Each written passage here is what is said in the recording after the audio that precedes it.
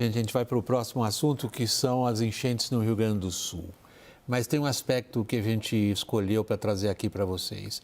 Essas enchentes já causaram, ou estão causando e continuam causando uma enorme crise humanitária, sofrimento, 162 mortos até aqui. E a gente fala de prejuízos bilionários na sequência, que ainda são apenas estimados. São enormes essas proporções da tragédia. Agora, são enormes também as consequências da tragédia que a gente começa a entender. Passado, ou nem sei, bem passado, mas já se encaminhando, as águas estão baixando, a gente começa a entender tudo que vem como consequência. Uma dessas consequências que a gente escolheu para trazer para vocês hoje à noite é o que promete acontecer no mercado de crédito e garantias. Veja na reportagem de Saulo Tiossi. Debaixo d'água, investimentos perdidos, casas, empresas, negócios. No campo, safras e maquinários agrícolas. Os bens que as inundações destruíram eram a garantia de volumosos créditos tomados pelos proprietários. Levantamento da Bright Consulting, consultoria do setor automotivo, estima que 200 mil veículos foram atingidos pelas enchentes no estado gaúcho. 3 mil, 0 quilômetro, ainda à venda. A Federação Brasileira dos Bancos anunciou um pacote de medidas, entre elas, suspensão de retomada de bens, suspensão da negativação dos clientes com até 15 dias de atraso e do ajuizamento dos contratos. Promete ainda renegociar e revisar taxas e prazos de carências. Mas, para que famílias e setores produtivos se recuperem da tragédia, novos financiamentos serão necessários, justamente para quem ficou sem condições de oferecer mais garantias físicas.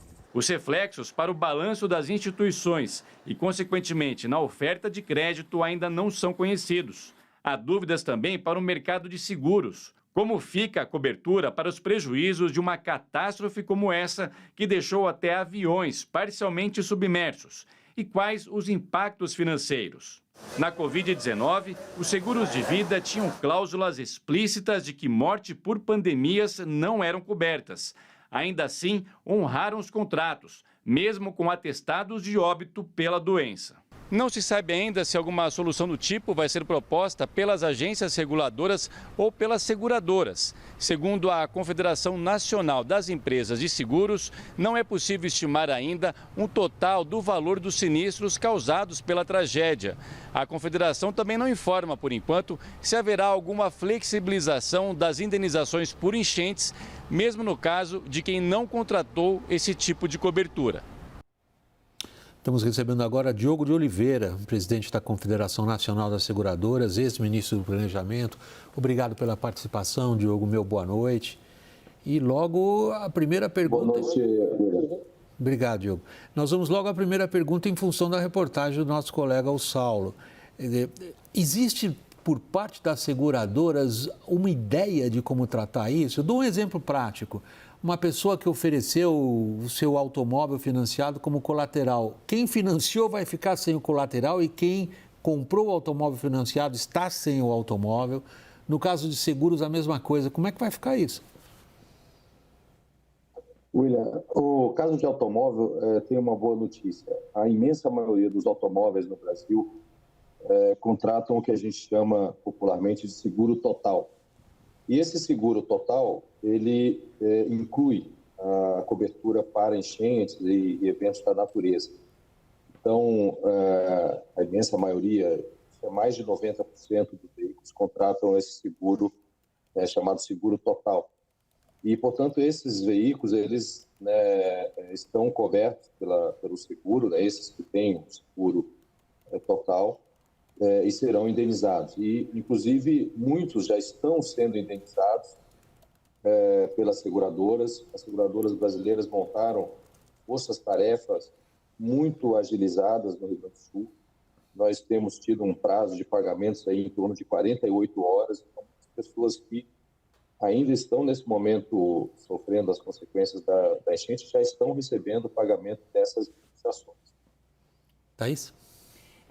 Eu quero fazer uma pergunta para o Diogo, porque tem esse exemplo o exemplo do carro, mas a gente vai potencializando isso até para as indústrias, para os aviões, para o aeroporto como um todo, um aeroporto que tinha acabado de fazer bilhões de reais em investimentos lá, as casas, os imóveis, quer dizer, é uma crise de uma dimensão, Diogo, que talvez o Brasil certamente não conheça e outros momentos do mundo tenha conhecido uma coisa dessa natureza.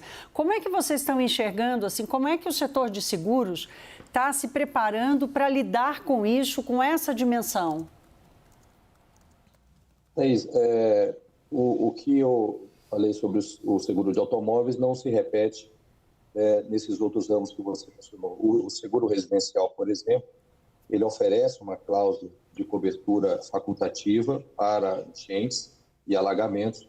No entanto, a população brasileira não tem o hábito de contratar essa cobertura. Então, a gente já está sabendo que muitas casas que foram alagadas não tinham a cobertura para enchente, né? O que é lamentável e, infelizmente, esses contratos não prevêem essa cobertura. Em outros ramos, existe também a oferta dessa cobertura. Você citou, por exemplo, o caso do aeroporto. É possível que haja cobertura para enchente no caso do aeroporto, de outras infraestruturas. Assim também nas empresas, é um produto que o mercado oferece, a cobertura para enchentes e alagamentos.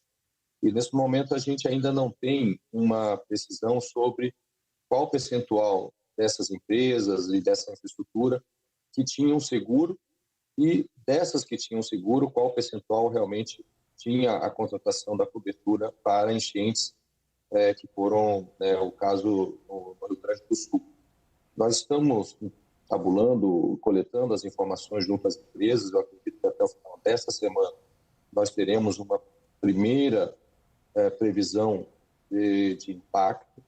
O que nós temos até agora são números bastante relevantes, mas que não geram uma preocupação do ponto de vista de capacidade de pagamento das seguradoras. As seguradoras brasileiras são muito bem capitalizadas, têm reservas técnicas constituídas conforme a regulamentação do país, e a gente está tranquilizando as pessoas de que todos os seguros que foram contratados serão devidamente pagos pelas empresas. E temos também orientado e recomendado as pessoas que têm seguro ativo hoje na região sul ou em outras regiões do país, que busquem identificar se o seu seguro está contemplando também a cobertura para esses eventos da natureza que tem acontecido com muito mais frequência e com muito mais severidade do que nós estávamos acostumados. Diogo, só pegar essa deixa sua, quando acontece um evento dessa magnitude, como no Rio Grande do Sul, a gente tem visto essa onda de solidariedade imensa, isso é muito bonito, mas por mais que haja essa solidariedade, doações, as pessoas afetadas não conseguem recompor a vida só com isso, nem só com auxílio reconstrução, nem só com fundo de garantia, saque calamidade, esse tipo de coisa. Eu ouvi uma ideia interessante, me pareceu curiosa por parte de seguradoras no passado recente, de você criar algum tipo de seguro catástrofe, em que as pessoas pagariam, por exemplo, nas suas contas de luz e teriam acesso a um prêmio a ser acionado quando acontecer esse tipo de desastre, de catástrofe. Claro que tem um inconveniente aí que ninguém gosta de pagar seguros obrigatórios como o DPVAT quando isso acontece. Queria que você elaborasse um pouco mais os prós e contras desse tipo de medida. Bom, nós apresentamos essa proposta no ano passado, porque o nosso princípio aqui é de que a sociedade brasileira precisa estar preparada para esses eventos. E estar preparada significa ter sistemas previamente estabelecidos, recursos previamente alocados, para que quando aconteça um desastre como esse, a gente possa reagir prontamente, rapidamente. A proposta do seguro social de catástrofe é de que tenha uma indenização de R$15 mil, que seria paga imediatamente após a ocorrência do evento, dependendo unicamente da determinação da área afetada pelo município ou pelo estado.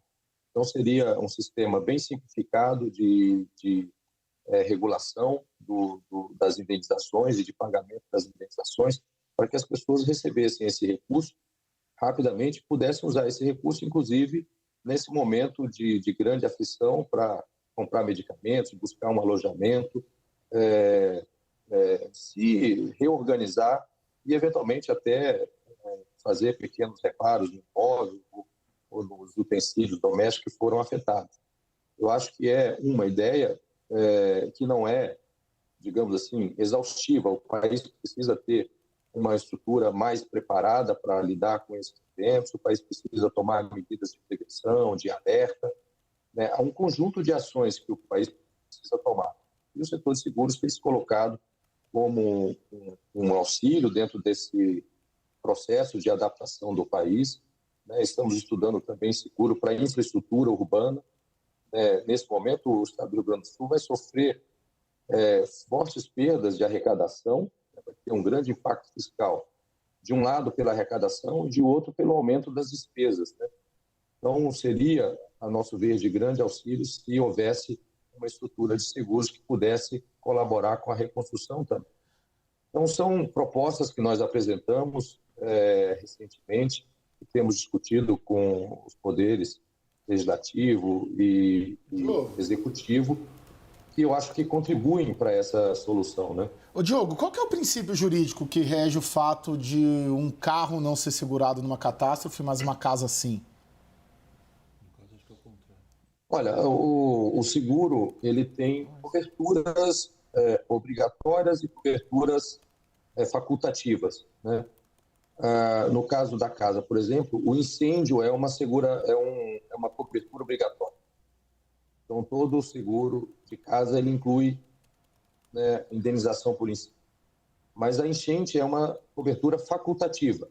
Isso tem uma lógica, porque muitas residências, muitos apartamentos ficam em locais onde jamais vai ter uma inundação. Então, por isso a regulação colocou essa cobertura como sendo facultativa.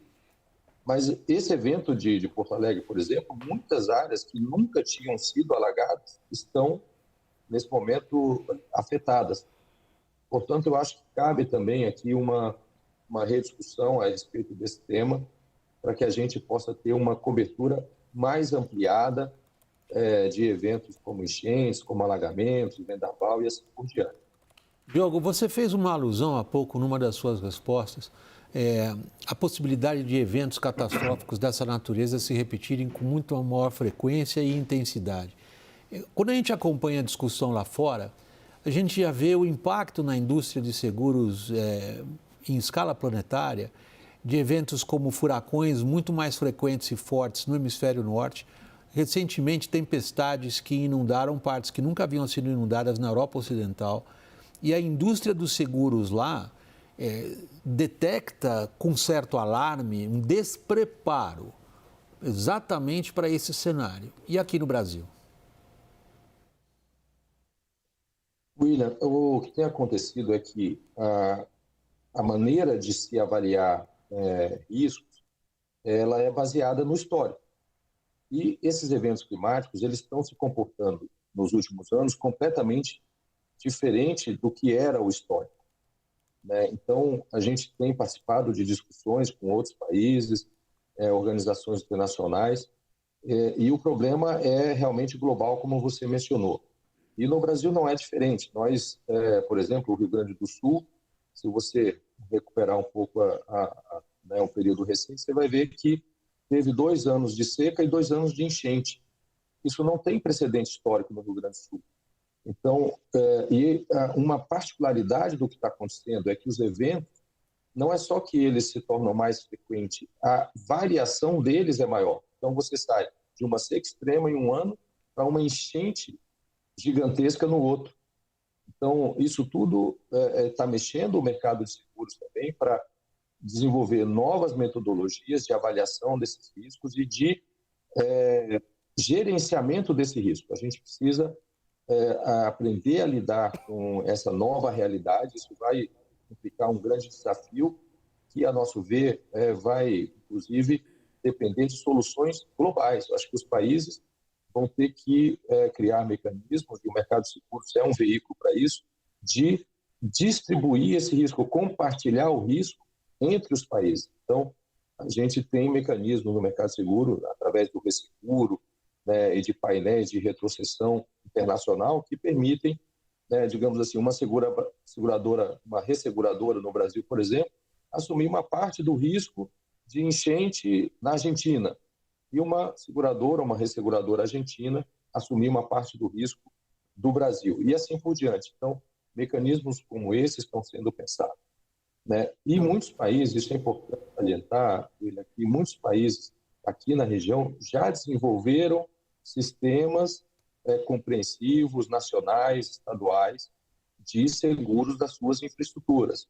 O México tem um programa já com mais de 15 anos em operação, o Chile tem sistemas já pré-estabelecidos, e eu acho que o Brasil está um pouco atrasado nesse processo, e a gente precisa, digamos, nesse momento de grande dificuldade, claro que, né, a atenção primordial é com as vidas e com as pessoas, mas nós precisamos logo, na continuação, continuar esse debate para que a gente desenvolva esses mecanismos no Brasil, para que o Brasil esteja melhor preparado para lidar com isso. Você citou 2 países com um enorme risco de terremoto. A gente sempre achou que no Brasil as coisas feias assim não aconteciam. É bom a gente acordar.